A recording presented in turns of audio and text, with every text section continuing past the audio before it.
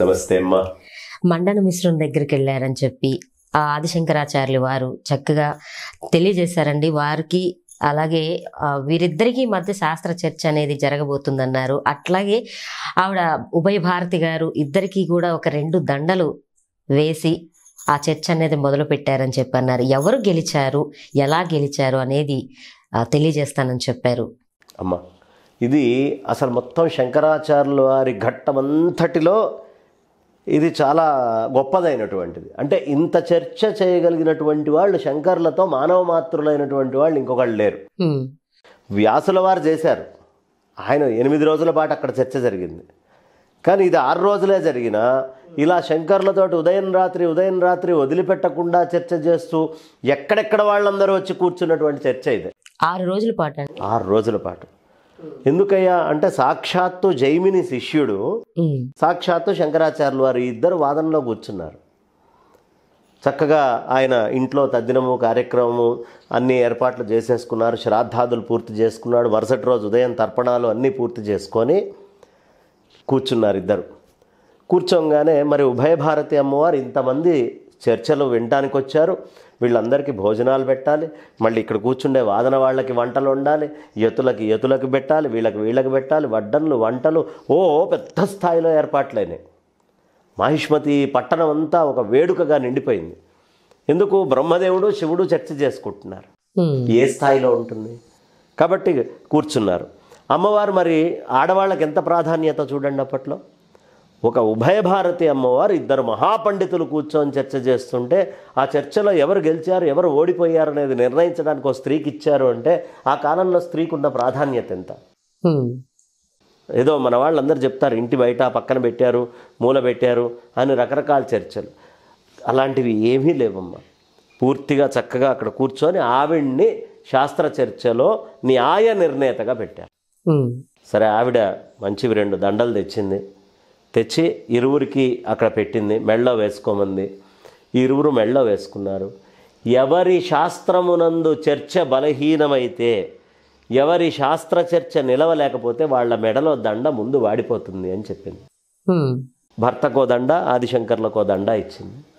ఇరువురు దండలు వేసుకున్నారు, ఎదురు కూర్చున్నారు. కూర్చున్న తర్వాత ఇక వాదన మొదలైంది. ఆ అమ్మవారు చక్కగా వంటలు గింటలు అన్నీ సంసిద్ధం చేస్తున్నారు. వీళ్ళిద్దరూ వాదన చేసుకోవడం. మరి మధ్యాహ్నం అయ్యేటప్పటికి భోజనం పెట్టాలిగా వీళ్ళకి. ఆ అమ్మవారు వచ్చేవారు. యతిని భోజనానికి పిలిచేటప్పుడు ఎప్పుడైనా స్వామి భిక్షకి దయచేయండి అంటారు.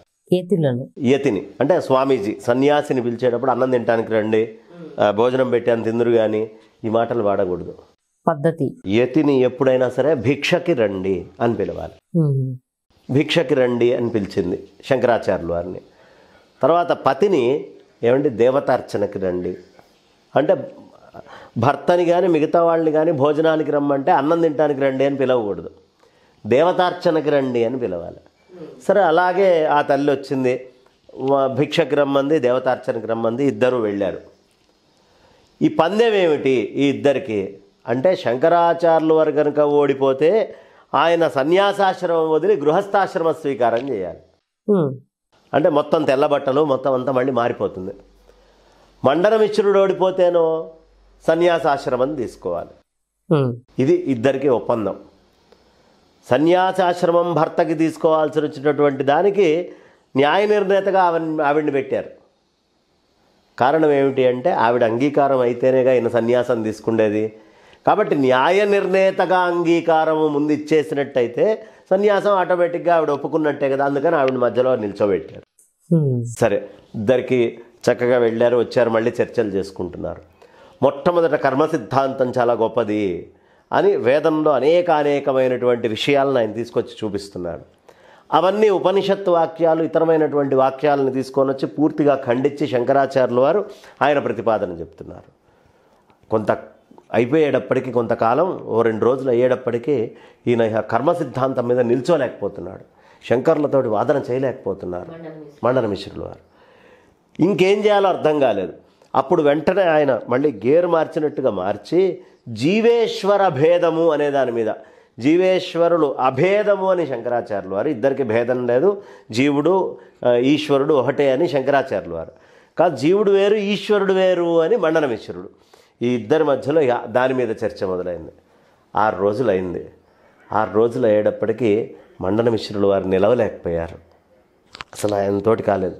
ఆయన మెడలో దండలో దారం తప్ప పూలన్నీ ఎండిపోయినాయి, పూర్తిగా కొన్ని వాలిపై కింద కూడా పడిపోయినాయి.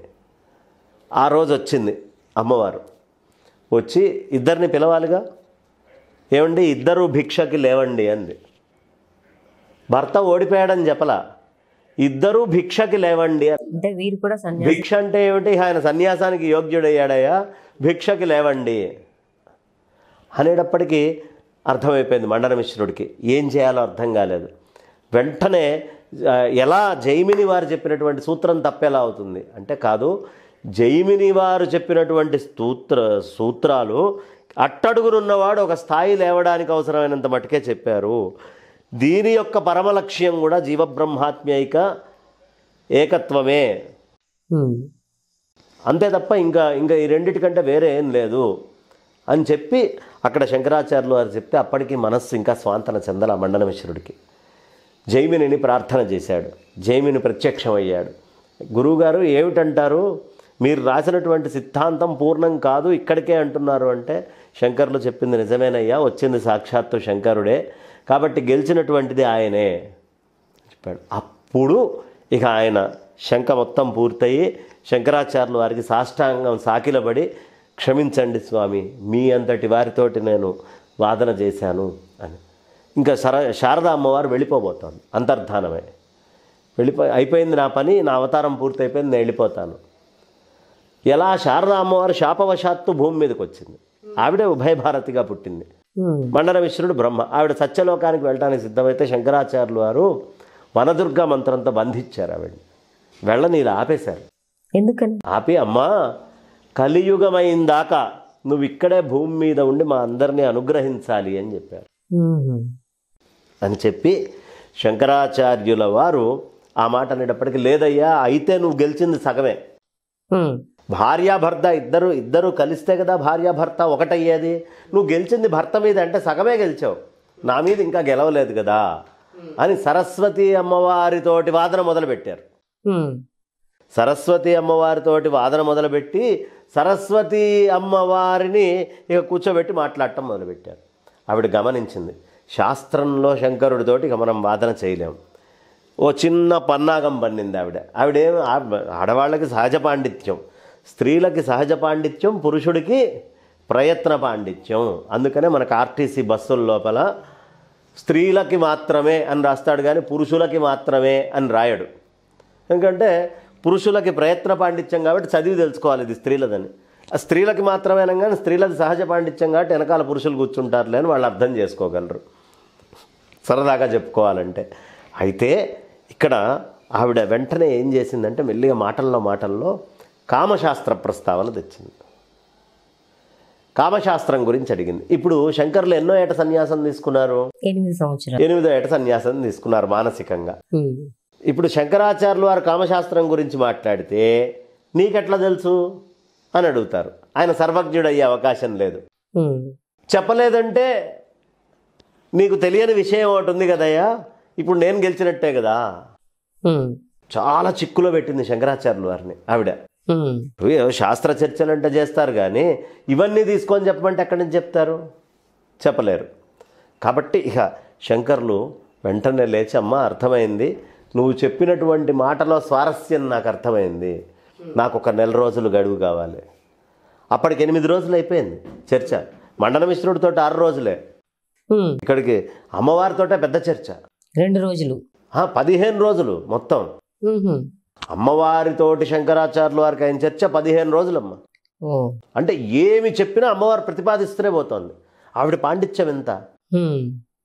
సరే శంకర్లు, సరే అమ్మ నాకు 1 నెల రోజులు సమయం కావాలి అన్నారు.